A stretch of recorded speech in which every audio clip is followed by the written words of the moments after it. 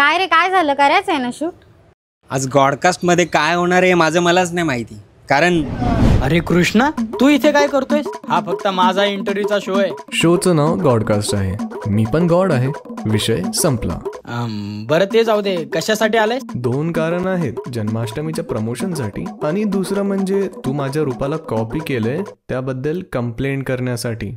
अरे बाबा, मी नाही केलंय रे कॉपी. भक्तांच्या डिमांडमुळे वेगवेगळ्या रूप घ्यावी लागतात मला.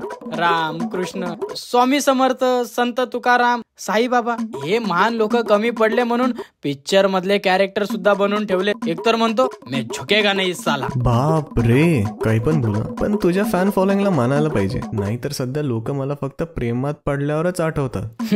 तुझं तरी चांगलंय. मला लोक जॉब गेल्यावर, डिप्रेशन आल्यावर, मार्क कमी पडल्यावर अशा खतरनाक सिच्युएशन मध्ये आठवतात. खूपच जास्त अपेक्षा आहेत बाबा लोकांच्या आपल्याकडून. ते जाऊ दे, मगासपासून बघतोय बासरी घेऊन बसलास, पण तुला वाजवता तरी येते का? नाही रे नाही, या बाबतीत तुझा हात कोणीच धरू शकणार नाही. जाऊ दे, आता तू आलाच आहेस तर शिकव मला. मोदक खाणे एवढं सोपं नाही ते.